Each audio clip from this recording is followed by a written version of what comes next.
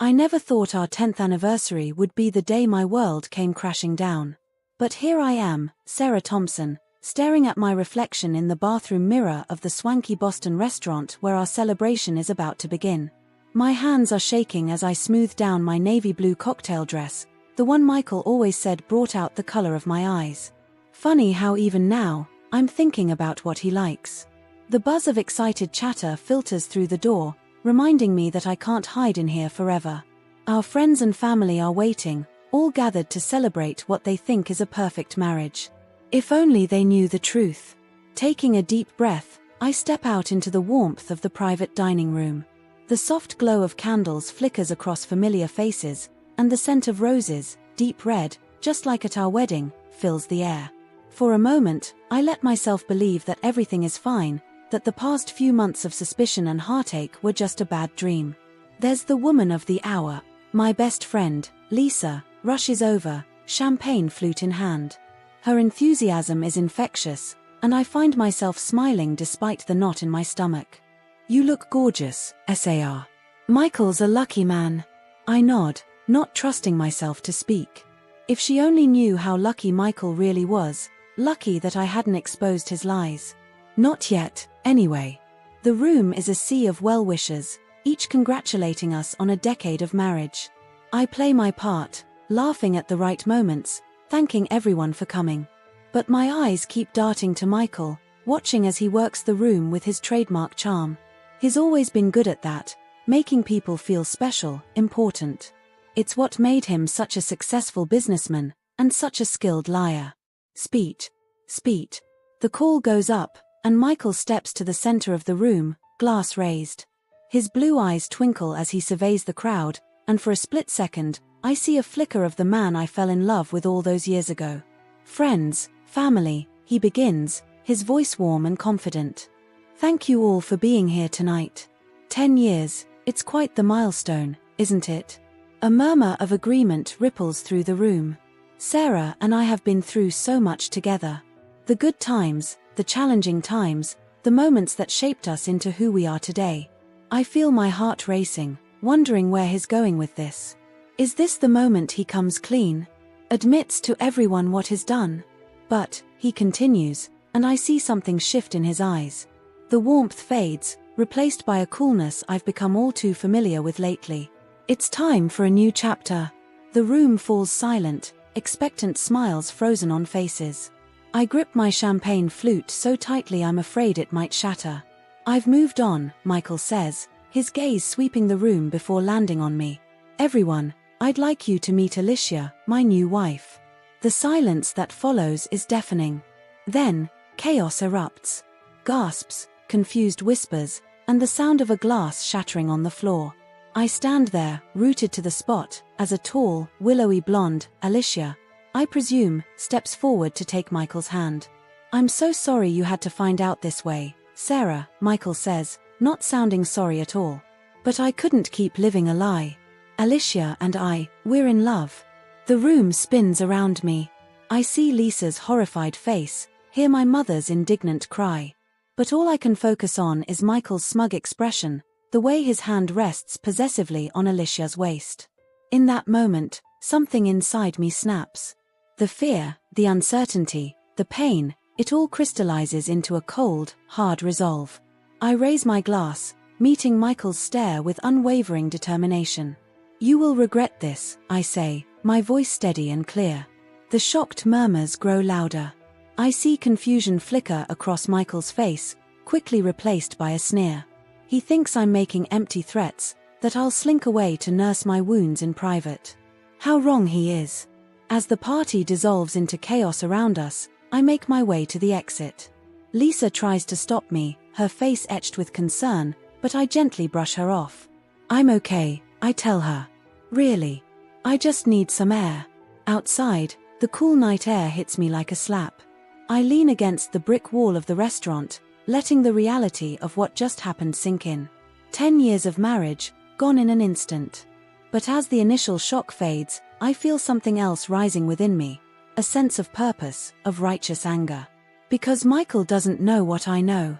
He has no idea about the evidence I've gathered, the secrets I've uncovered. He thinks he's won, that he's humiliated me in front of everyone we know. But this is just the beginning. As I hail a cab to take me home, not the home I shared with Michael, but the small apartment I've been secretly renting for the past month, I start to plan. The digital trail of Michael's indiscretions, the financial records I've copied, the witnesses I've spoken to, it's all coming together. Michael wanted to start a new chapter. Fine. But I'll be the one writing the ending. The taxi weaves through the familiar streets of Boston, past the brownstones and boutiques where Michael and I built our life together. I let the memories wash over me, our first date at the tiny Italian restaurant in the North End, weekend picnics on the Common, lazy Sundays exploring the museums. It all seems like a lifetime ago now. As we cross the Charles River, I catch a glimpse of the MIT campus where we first met. I was a bright-eyed computer science major, and he was the charming business student who swept me off my feet. If only I'd known then what I know now, that his charm was just a mask for his true nature. The cab pulls up to my new apartment building, a nondescript structure in Cambridge. It's a far cry from the luxurious townhouse Michael and I shared, but it's mine. And more importantly, it's where I've been building my case against him. As I unlock the door, my phone buzzes with messages. Friends, family, all expressing shock and offering support. I ignore them for now. There will be time for explanations later. Right now, I have work to do. I boot up my laptop, fingers flying across the keyboard as I access the encrypted files I've been compiling. Emails, bank statements, photos, all painting a picture of Michael's double life. It's not just about Alicia, though she's certainly part of it. No, Michael's betrayal goes much deeper. As I sift through the evidence, I feel a strange mix of emotions. Anger, certainly. Hurt, of course. But also a growing sense of determination. Michael thought he could discard me so easily, that I would just fade into the background of his new life. He has no idea what's coming. I work through the night, fueled by a combination of adrenaline and black coffee. By the time the first rays of sunlight start to peek through my blinds, I have a plan. It's not just about exposing Michael's infidelity, it's about bringing to light all of his misdeeds, the people he's hurt, the trust he's betrayed. As I finally allow myself to rest, collapsing onto my bed fully clothed, I make a promise to myself. This isn't the end of my story. It's just the beginning. And Michael? He's about to learn that helleth no fury like a woman scorned, especially when that woman is armed with the truth. The morning after the disastrous anniversary party, I woke up with a pounding headache and a sense of grim determination. As I shuffled to the kitchen of my small Cambridge apartment to make coffee, my phone buzzed incessantly with messages and missed calls. I ignored them all. There would be time for damage control later. Right now, I had work to do. Settling down at my desk with a steaming mug of coffee, I fired up my laptop and began to sift through the digital arsenal I'd been building for months. Michael had no idea that I'd known about Alicia long before his dramatic reveal. In fact, he had no clue just how much I knew about all of his dirty little secrets. It had started innocently enough. A few months ago, Michael had asked me to help update his phone. As I navigated through his apps, a notification popped up, a flirtatious message from someone named Alicia. My stomach had dropped, but I'd kept my cool, casually mentioning it to Michael.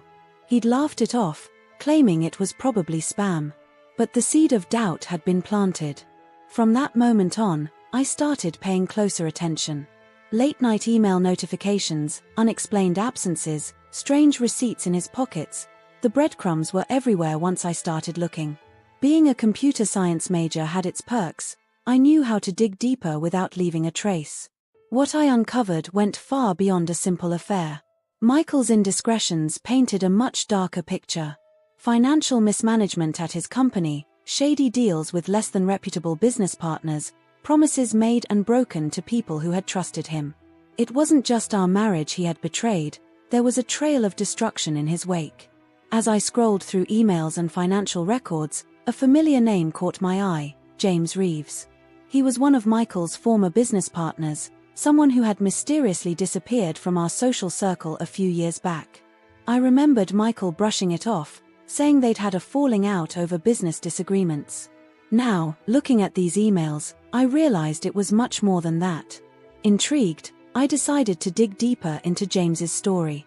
A quick search revealed that after his partnership with Michael dissolved, James's own business had taken a nosedive. There were hints of financial impropriety, but nothing concrete. It was almost as if someone had deliberately muddied the waters. I made a mental note to reach out to James. If my suspicions were correct, he might be a valuable ally in what was to come. Turning my attention back to the task at hand, I began organizing the evidence I'd gathered. Photos of Michael and Alicia together, dating back months before our anniversary. Email exchanges revealing the extent of their relationship. But more importantly, I had records of Michael's business dealings, the kind of records that could ruin not just his reputation, but potentially land him in legal trouble. As I worked, my phone kept buzzing.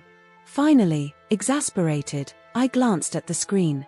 Among the sea of concerned messages from friends and family, one stood out. It was from Lisa, my best friend. "Sarah, please call me. I'm worried about you. And there's something you need to know." Curiosity piqued, I decided to take a break and call her back. Lisa picked up on the first ring. "Sarah, thank God. Are you okay? Where are you?" I assured her I was fine, just taking some time to process everything. But Lisa wasn't calling just to check on me. "Listen," she said, her voice low and urgent. "I don't know if this means anything, but I overheard something at the party last night, after you left. Michael was talking to his brother, thinking no one could hear. He mentioned something about covering his tracks and making sure Sarah doesn't find out about the offshore accounts. I don't know what it means, but I thought you should know." My heart raced. Offshore accounts. This was new information, and potentially crucial. I thanked Lisa for the tip, promising to be in touch soon, and dove back into my investigation with renewed vigor. Hours passed as I followed this new lead. It took all my technical skills and some creative thinking, but eventually, I found what I was looking for. Hidden beneath layers of shell companies and misdirection were several offshore accounts, all tied back to Michael in various obscure ways. The amounts of money flowing through these accounts were staggering. As the pieces started to fall into place, I realized the true extent of Michael's deception. This wasn't just about an affair or some questionable business practices. This was large-scale fraud, potentially affecting hundreds of people. The magnitude of what I'd uncovered was overwhelming. I sat back in my chair, mind reeling. What was I supposed to do with all this information? Go to the police? Confront Michael? As much as I wanted to see him pay for what he'd done, I knew I needed to be smart about this. One wrong move and Michael could make all of this evidence disappear. That's when I remembered James Reeves. If anyone could corroborate my findings and potentially add to them, it would be him. With shaking hands, I picked up my phone and dialed the number I'd found earlier. The phone rang several times before a cautious voice answered. "Hello. James Reeves. This is Sarah Thompson. Michael Thompson's wife. Well, soon-to-be ex-wife. I think we need to talk." There was a long pause on the other end of the line. Then, "I've been waiting for this call for a long time, Sarah. Where can we meet?" We agreed to meet at a quiet cafe in Somerville, away from our usual haunts where we might be recognized. As I got ready to leave, I caught sight of myself in the mirror. The woman staring back at me looked tired but determined. For the first time since the anniversary party, I felt a glimmer of hope. I wasn't alone in this fight anymore. The cafe was tucked away on a side street, its worn exterior belying the cozy interior. James was already there when I arrived, seated in a corner booth, a steaming mug of coffee in front of him. He looked older than I remembered, lines of stress etched into his face. As I slid into the booth across from him, James gave me a sad smile. "I'm sorry about what happened, Sarah. You didn't deserve that." I nodded, grateful for his sympathy but eager to get down to business. "James, I think I've uncovered something big, and I need your help to make sense of it all." For the next hour, we talked in hushed tones, sharing information and filling in gaps in each other's knowledge. James confirmed my suspicions about Michael's fraudulent activities and added his own experiences to the mix. He told me about how Michael had systematically pushed him out of their business, using underhanded tactics and leveraging connections to smear James's reputation when he threatened to go public. I always knew Michael was ruthless in business, James said, shaking his head. But I never thought he'd go this far. The man has no limits when it comes to getting what he wants. As our conversation wound down, I felt a mix of emotions: anger at Michael's betrayal, sadness for all the people he'd hurt, but also a sense of purpose. We had the power to stop him, to make things right. James must have sensed my determination. He reached across the table, placing his hand on mine. "Whatever you're planning, Sarah, I'm in." It's time Michael faced the consequences of his actions. As I left the cafe, the weight of everything I'd learned settled on my shoulders. But it wasn't a burden, it was fuel for the fire burning inside me. Michael thought he had one, that he could discard me and move on to his new life without consequences. He had no idea what was coming.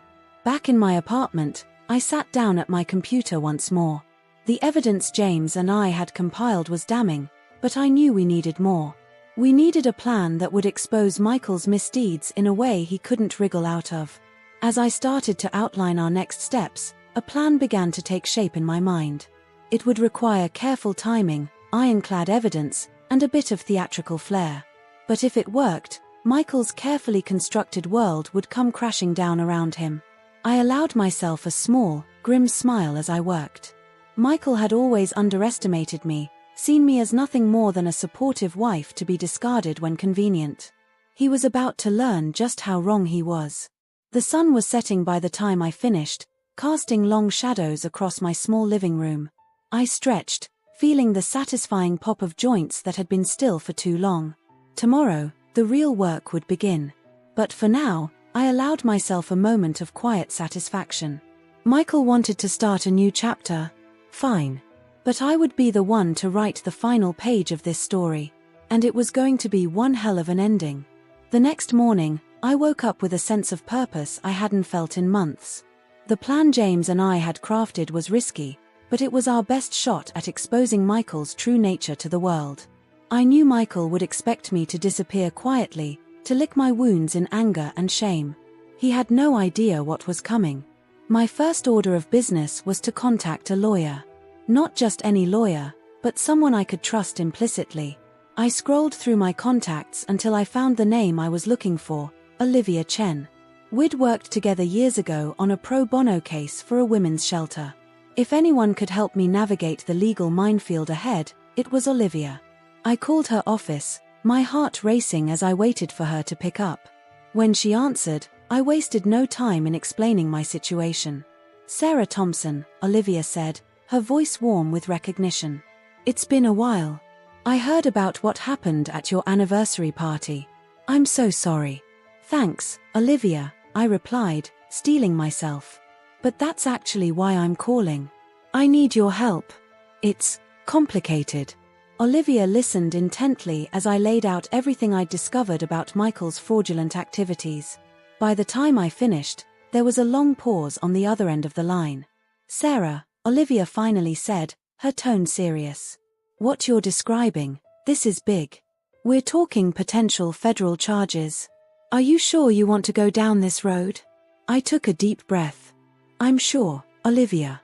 Michael needs to be held accountable. Not just for what he did to me, but for all the people he's hurt. Will you help me?" "Of course," she replied without hesitation. "Come to my office this afternoon. We'll start putting together a case." With Olivia on board, I felt a weight lift off my shoulders. But there was still so much to do. My next task was perhaps the most daunting. I needed to face Michael's family. I knew how image-conscious the Thompsons were. They'd welcomed me into their fold when Michael and I got married, but always with the unspoken expectation that I'd uphold their pristine reputation. Now, I was about to shatter that image forever. Taking a deep breath, I picked up my phone and dialed Michael's mother, Eleanor. She answered on the second ring, her voice clipped and formal. "Sarah, I wasn't expecting to hear from you." I swallowed hard. "Hello, Eleanor. I was hoping we could have a family dinner. To settle things." There was a pause, and I could almost hear the gears turning in Eleanor's head. Finally, she spoke. "That's very mature of you, Sarah. I assume you'll want Michael there?" "Yes," I replied, trying to keep my voice steady. And Alicia too, if possible. I think it's important we all talk. Eleanor agreed, albeit reluctantly, and we set a date for the following week.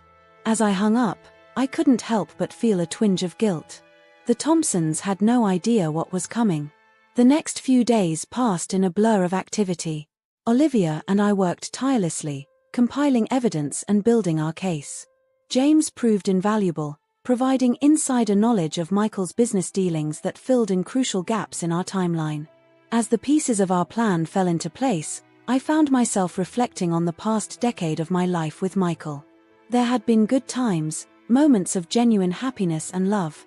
But now, looking back, I could see the cracks that had always been there, the little lies, the subtle manipulations, the way he'd slowly isolated me from my own ambitions and dreams. The night before the family dinner, I sat in my apartment, surrounded by the evidence of Michael's duplicity. Photos, financial records, emails, it was all there, ready to be revealed. But as I looked at it all, a wave of doubt washed over me. Was I really prepared to destroy the life I'd built with Michael? To tear apart his family and potentially send him to prison? As if sensing my turmoil, my phone buzzed with a text from James. "You okay? Remember, this isn't just about you. It's about justice for everyone Michael has hurt." His words steeled my resolve. James was right. This wasn't about revenge, it was about doing what was right. The day of the dinner arrived, and I found myself standing outside the Thompson family home, a place that had once felt like my second home. Now, it loomed before me like a fortress I had to breach. I smoothed down my simple black dress, checked that the USB drive containing all our evidence was secure in my purse, and rang the doorbell. Eleanor answered, her smile tight and forced. "Sarah, dear. Come in." The tension in the air was palpable as I entered the dining room. Michael sat at the head of the table, Alicia by his side. His parents flanked them, with his sister Emily and her husband rounding out the group. All eyes turned to me as I took my seat. "Sarah," Michael said, his voice dripping with false concern. "How are you holding up?" I met his gaze steadily. "I'm fine, Michael. Better than fine, actually." Confusion flickered across his face, quickly replaced by his usual confident smile. "Well, that's good to hear. I'm glad we can all be adults about this situation." As the first course was served, idle chatter filled the air. Michael's family made a show of including me, asking about my work and plans for the future. I played along, all the while acutely aware of the USB drive in my purse, heavy with secrets. It wasn't until dessert was served that I made my move. I stood up, drawing all eyes to me once again. "I want to thank you all for being here tonight," I began, my heart pounding. "I know this isn't an easy situation for anyone. But there's something you all need to know." Michael's smile faltered. "Sarah, what are you doing?" I ignored him, pulling out a small projector from my purse. "I think it's time we all knew the truth about Michael Thompson." What followed was a carefully orchestrated presentation of Michael's misdeeds. Financial records showing embezzlement from his own company. Emails detailing his affairs, not just with Alicia, but others before her. Evidence of insider trading, of deals made through shell companies to avoid taxes. As the evidence piled up, the room descended into chaos. Eleanor let out a strangled cry, while Michael's father demanded explanations. Alicia sat frozen, her face pale as she realized the full extent of Michael's deceptions. And Michael? He alternated between desperate denials and attempts to discredit me. But with each piece of evidence I presented, his protests grew weaker. "You don't understand," he finally sputtered, his carefully constructed facade crumbling. "I had to do these things. For the business, for our future." I looked at him, really looked at him, perhaps for the first time in years. The man I saw wasn't the charming, confident person I'd fallen in love with. He was small, desperate, cornered. "No, Michael," I said softly. "You did this for yourself. And now you have to face the consequences." As if on cue, there was a knock at the door. Eleanor, moving as if in a daze, went to answer it. A moment later, she returned, followed by two stern-looking men in suits. "Michael Thompson," one of them said, flashing a badge. "We're with the FBI." "We need you to come with us." As Michael was led away, protesting all the while, I felt a complex mix of emotions. Relief, sadness, a touch of vindication. But mostly, I felt free. I turned to Michael's shell-shocked family. "I'm sorry it had to be this way," I said sincerely. But the truth needed to come out. As I left the Thompson house for the last time, I knew this was just the beginning. There would be trials, both legal and emotional, ahead. But for the first time in a long time, I felt ready to face whatever came next. Michael had wanted to start a new chapter. Well, this was it. But it wasn't the story he'd planned to write. And as for me, my story was just beginning. The days following Michael's arrest were a whirlwind of activity. News of his crimes spread like wildfire through Boston's business community, and suddenly, I found myself at the center of a media storm. Reporters camped outside my apartment, hoping for a statement or a glimpse of the woman who had brought down Michael Thompson.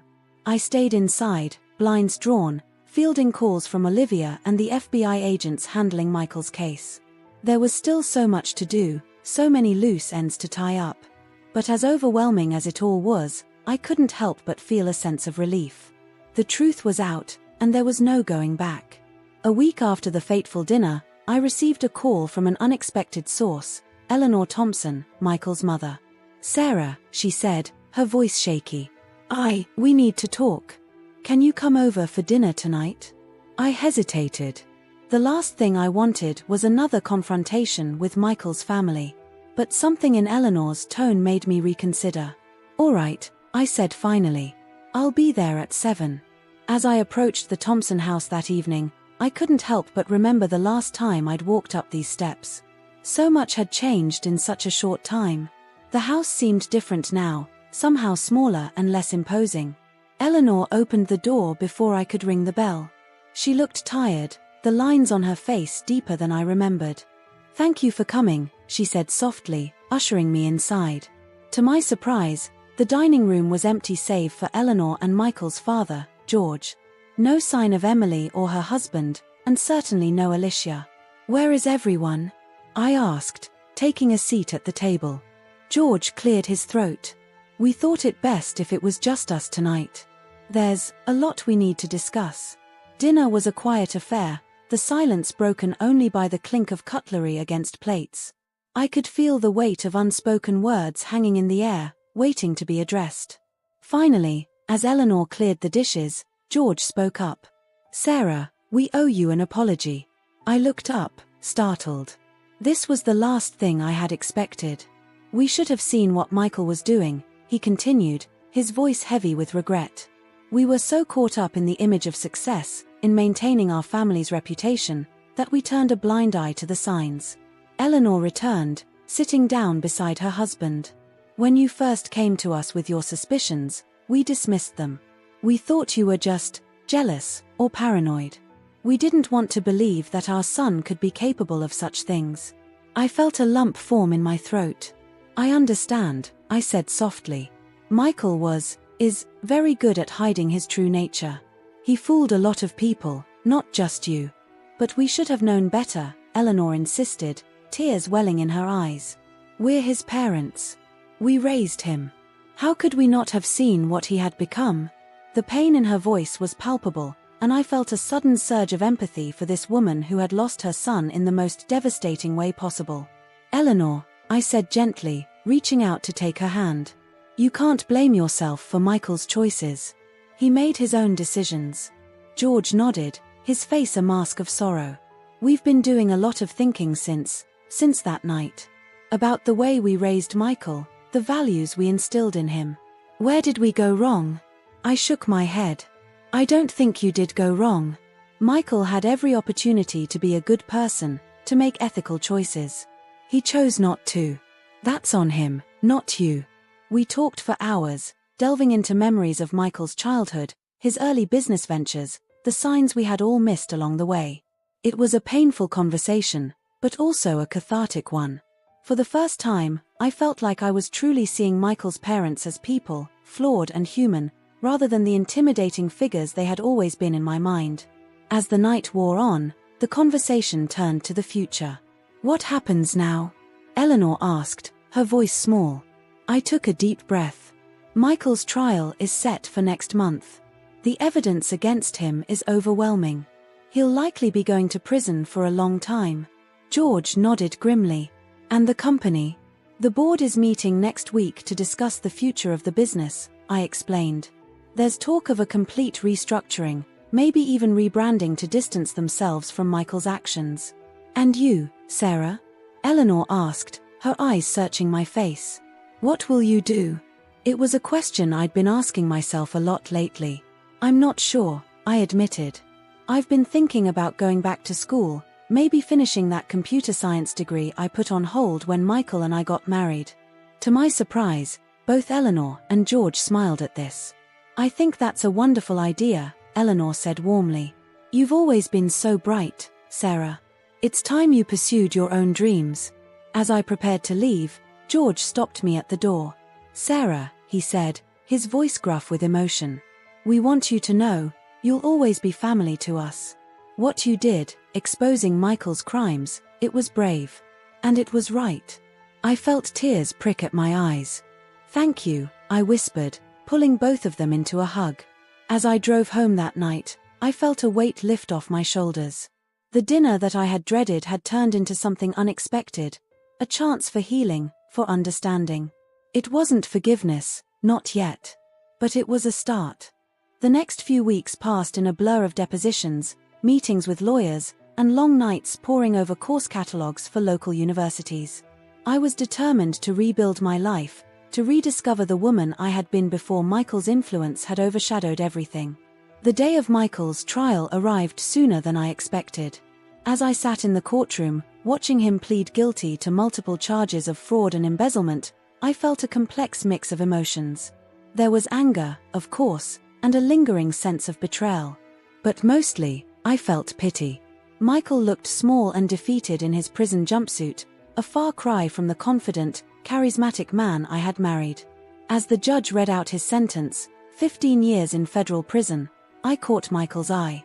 For a moment, I saw a flicker of the man I had once loved, scared and vulnerable. Then it was gone, replaced by the cold, calculating look I had come to recognize as his true face. Outside the courthouse, I was met by a sea of reporters, all clamoring for a statement. For a moment, I considered slipping away without a word. But then I thought of all the people Michael had hurt, all the lives he had damaged. They deserved to hear the truth. Taking a deep breath, I stepped up to the microphones. Today, justice has been served, I began, my voice steady. But this isn't just about Michael Thompson. It's about holding those in positions of power accountable for their actions. It's about standing up for what's right, even when it's difficult. As I spoke, I felt a sense of purpose wash over me. This wasn't the end of my story. It was just the beginning. And I was ready to write the next chapter on my own terms. The weeks following Michael's sentencing were a strange mixture of chaos and calm. While the media frenzy around the case slowly began to die down, the ripple effects of Michael's actions continued to spread through Boston's business and social circles. I found myself in an odd position. To some, I was a hero, the whistleblower who had exposed corruption at the highest levels.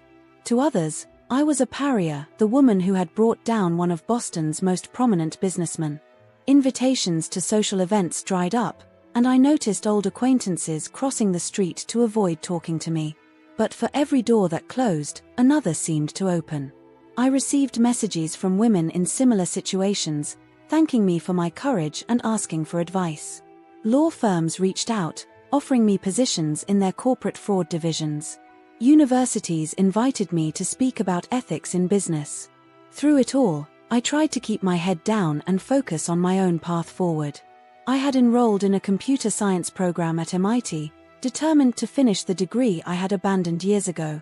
The campus felt both familiar and strange, so much had changed since I was last a student here. One sunny afternoon, as I was leaving a lecture, I quite literally ran into someone I hadn't expected to see again, Alicia. Sarah, she said, her voice barely above a whisper. She looked different from the last time I'd seen her. Gone was the polished, trophy wife image. Instead, she looked tired, almost haunted. For a moment, I considered walking away. but something in her expression made me pause. Alicia, I nodded. How are you holding up? She let out a bitter laugh. How do you think? My life is in shambles. The press won't leave me alone. Michael's old friends treat me like I'm radioactive. And the worst part is, I didn't know. I swear to you, Sarah, I didn't know about any of it. I studied her face, searching for any sign of deception. But all I saw was raw, honest pain. I believe you, I said finally. Michael was very good at hiding things. Alicia nodded, tears welling in her eyes. I feel so stupid. I thought he loved me. That we were going to have this amazing life together. But it was all a lie, wasn't it? I felt a sudden, unexpected surge of empathy for this woman who had once been my rival. Come on, I said, gesturing to a nearby coffee shop. Let's talk. Over the next hour, Alicia poured out her story. How she had met Michael at a charity event, how he had swept her off her feet with grand gestures and promises of a fairytale life. How she had been so caught up in the whirlwind romance that she had ignored the red flags, the secretive phone calls, the unexplained absences, the way he would dodge questions about his business dealings. I'm not trying to excuse what I did, she said, wiping away tears. I knew he was married. I knew it was wrong. But he made me feel special, you know? Like I was the only person in the world who really understood him. I nodded, remembering all too well how charming Michael could be when he wanted something. He has that effect on people, I said softly. As our conversation wound down, Alicia looked at me with a mixture of guilt and gratitude.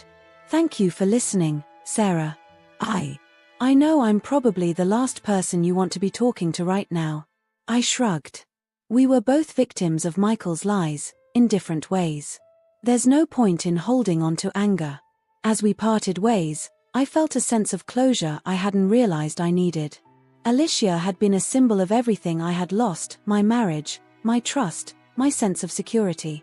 But talking to her had reminded me that the person truly responsible for all of this was Michael. The next day, I received a call from James. Sarah, he said, his voice urgent. Have you seen the news? I'd been buried in coursework all morning. But as soon as I turned on the TV, I understood James's concern.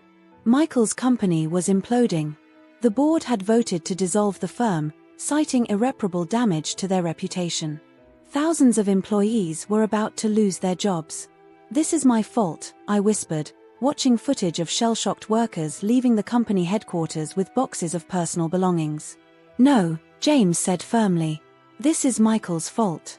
He's the one who made the choices that led to this. But I couldn't shake the feeling of responsibility. These people, many of whom I had known and worked with, were collateral damage in Michael's downfall. I had to do something. Over the next few days, I threw myself into action.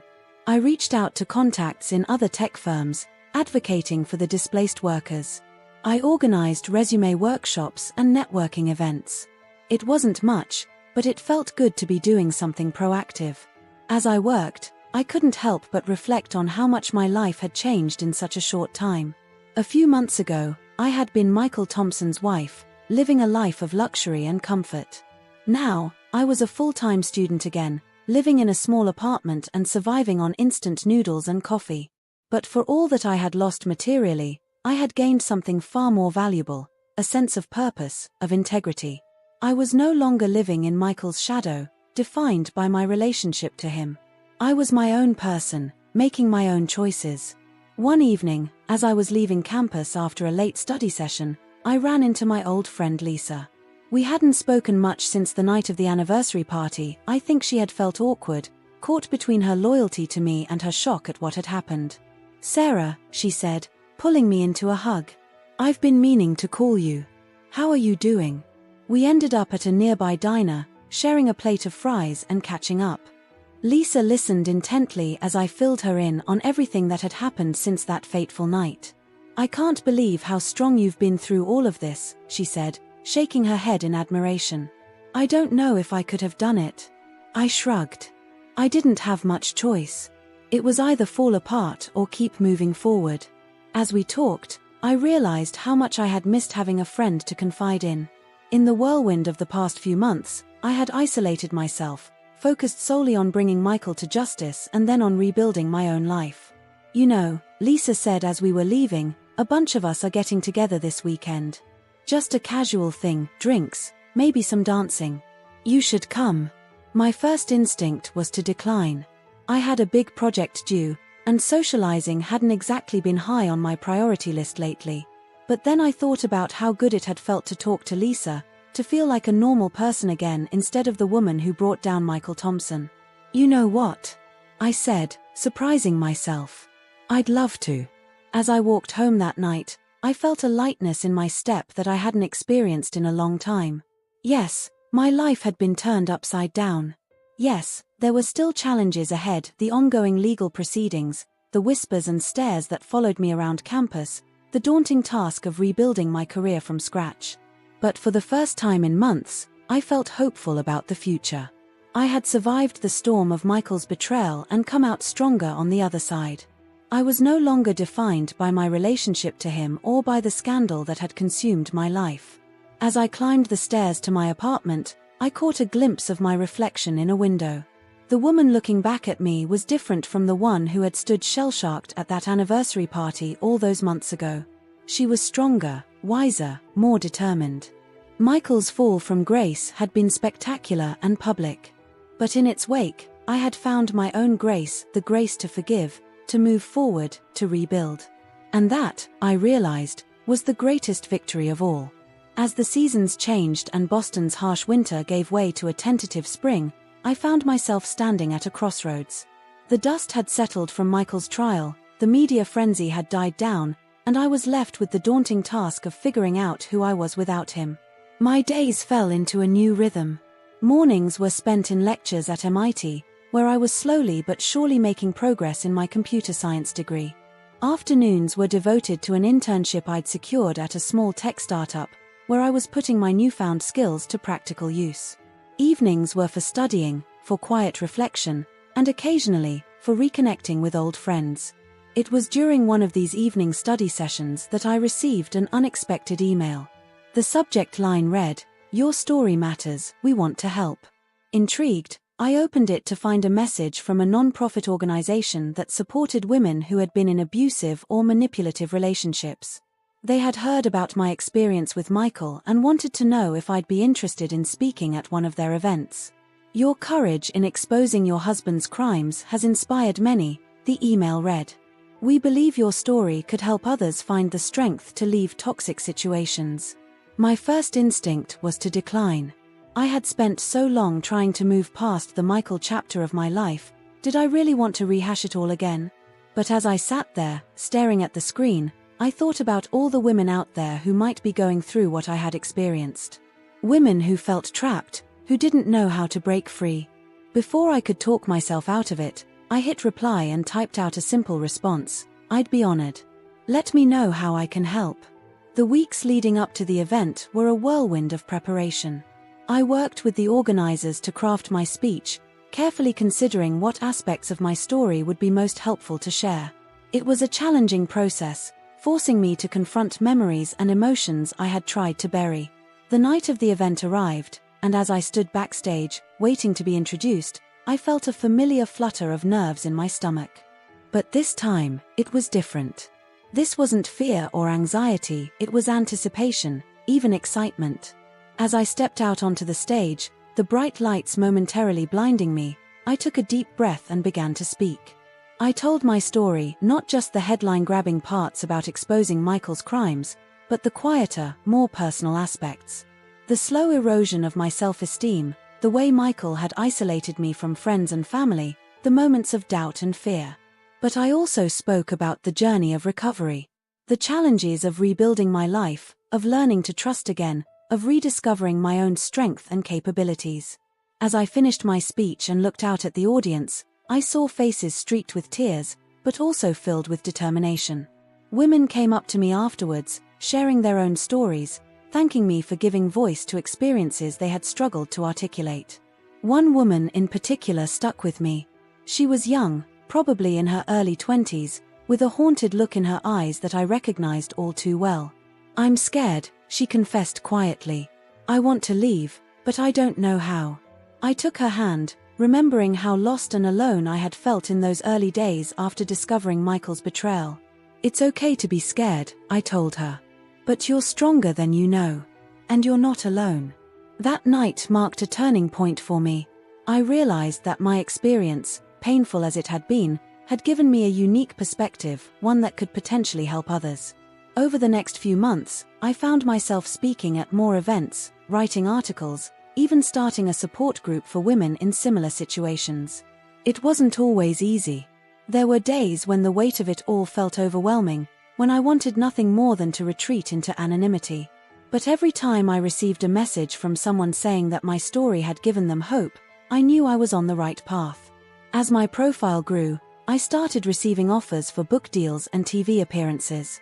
It was tempting, the idea of turning my pain into something profitable, of achieving a different kind of success than the one I had known as Michael's wife. But something about it felt wrong, like I would be capitalizing on other people's suffering. Instead, I chose to focus my energy on more grassroots efforts. I worked with lawmakers to push for stronger protections for whistleblowers and victims of financial abuse. I volunteered my time to help other women navigate the legal system when leaving abusive partners. And through it all, I continued my studies. The more I learned about computer science, the more I saw parallels with my own journey. Just as I could debug a problematic piece of code, I was debugging my life, identifying toxic patterns and replacing them with healthier ones. It was during a late-night coding session that I had an epiphany. I had been working on a project for my AI ethics class, grappling with questions of transparency and accountability in machine learning algorithms. Suddenly, I saw a connection between this work and my experiences with Michael. What if I could use my skills in technology to create tools that could help identify patterns of financial abuse?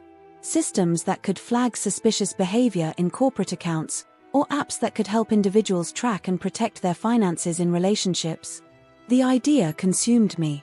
I spent weeks researching, sketching out plans, talking to experts in both tech and domestic abuse prevention. It wasn't going to be easy, there were significant privacy and ethical considerations to navigate. But the potential to make a real difference was too compelling to ignore. As I threw myself into this new project, I found a sense of purpose I hadn't felt in years.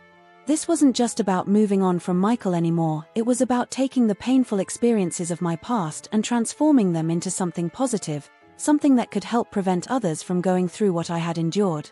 1 year to the day after Michael's sentencing, I found myself standing in front of a room full of investors, pitching my idea for a startup that would develop these tools. As I spoke, I could see skepticism on some faces. Who was I, after all, but a former trophy wife turned whistleblower? What did I know about running a tech company?